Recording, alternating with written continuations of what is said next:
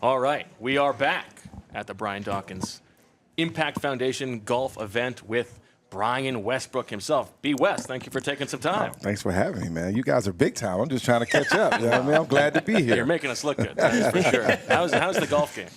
It's gotten better. It's getting better. I think every time I'm out, I get a little bit better. Does that help or not? Not really. That gives I mean, the no only way answer. to get better is to play Exactly. more. That's No, what I tell my wife. She doesn't buy it. I think this year I've been shooting low 90s, so okay. it feels Not good. bad. That's Feels better. really good. My issue, I mean, you know, I'm no good golfer, but it's like the round never carries over. It's like one day I'm driving Yes. it great and I can't hit my irons Same. and I can't chip, Yep. I can't putt. The next round I'm the best chipper I've ever been in my life, but I can't drive It's the ball hard to straight. stack the days And on top and of them. that's the Yep. intoxicating thing, right? If you could only put it together one time, Yeah. but it's not going to happen. I just need to put it together one time with my boys so I can get all their money and have some bragging rights. Yeah. And it would be nice. It would be nice. So, Brian, obviously, when Brian Dawkins throws together something like this, it's a drop everything no matter what. I'm there. Got you, man.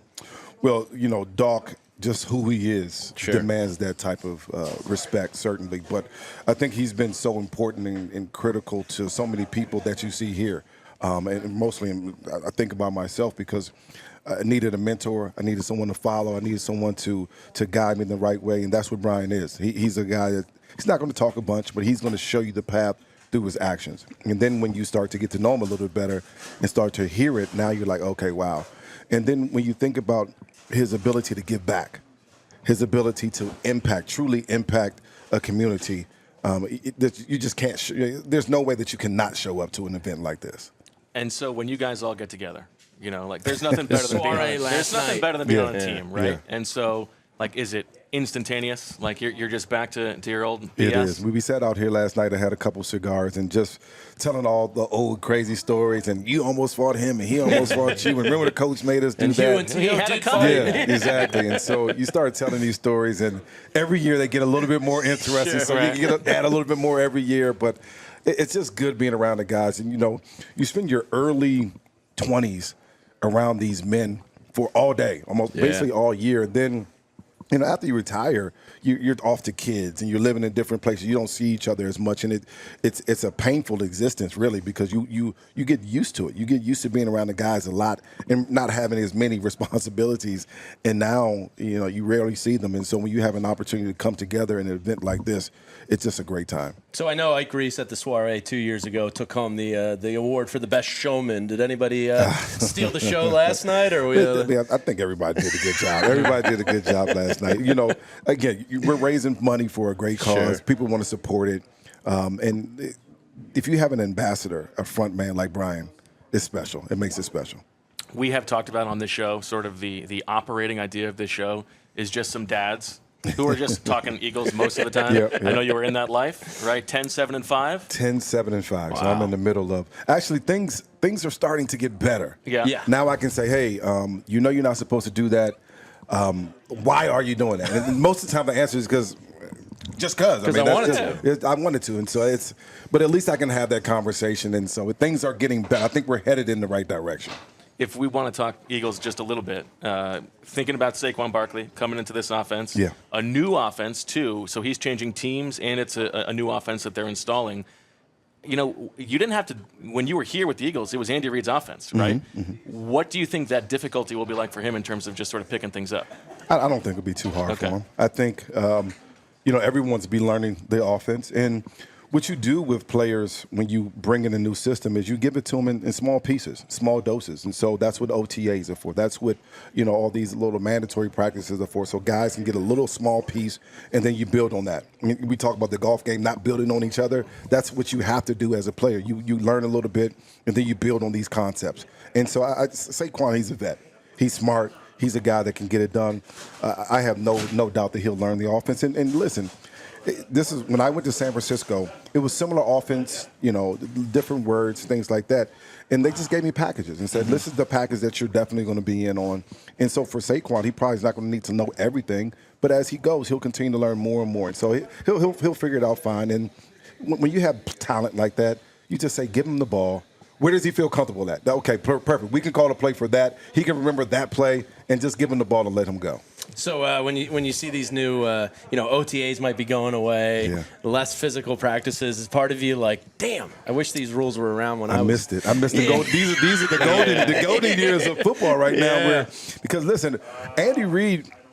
When you guys up, when free agents used to come to Andy Reid's practice, they'd be like, "What in the world are you guys doing? You're tackling to the ground. You guys are physical every practice, 2-a-days, and that's what it was." And here's the funny thing: when you look back at Andy Reid's record, early September was tough for us as a team because we were all beat up. We were just kind of getting out of camp mode, and then October, November, we went on a run, and we were kind of getting back together. December, and so that was Andy's philosophy. But in camp, it was hard. It was hard and rough camping. So now when you see guys that are saying, "Hey, we never have 2-a-days, we never going to hit," I'm like, listen.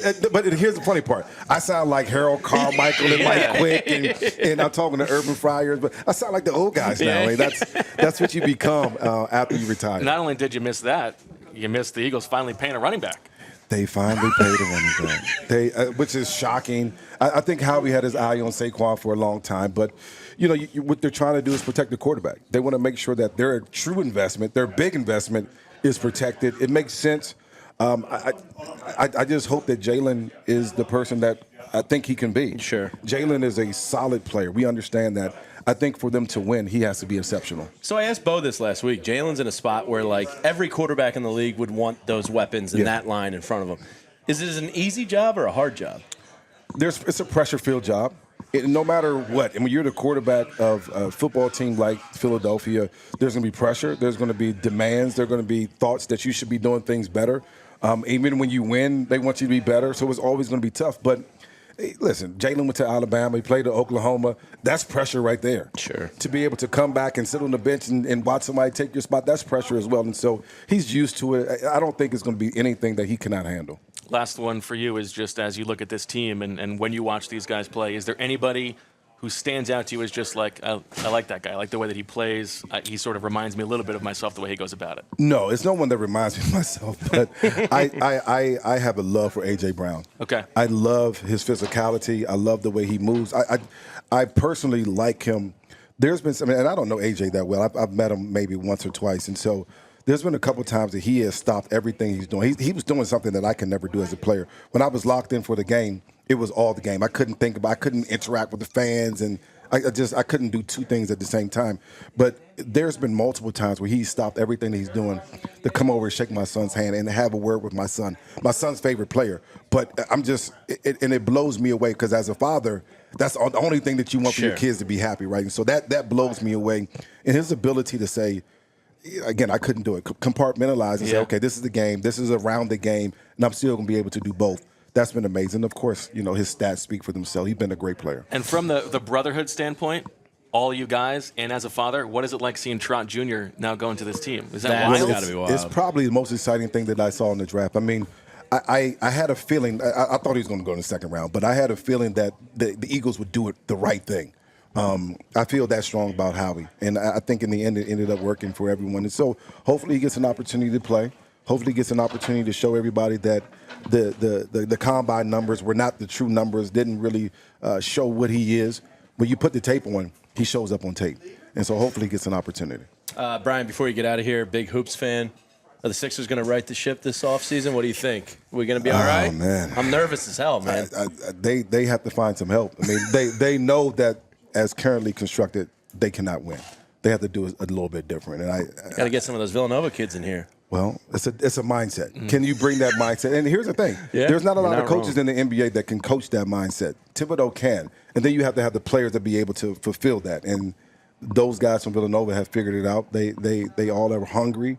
We'll see if they can do that a couple years in a row. They've been able to be very successful at it so far. Yeah, if I was a Nova fan, that would be a pretty fun team to watch. Yeah, absolutely. All right, well, Brian, thank you so much. Good luck out there today. I'm going to need it. I want to hear like 2 out of 3. You had the drives and the putts. Let's get 2 out of 3. And also, I heard every drink you have takes a stroke off of your game. I'm going to try my best to do that. That's my philosophy as well. Keep that in the back pocket. Brian Westbrook, thank you so much. Back with more on the PHLY Eagles Show.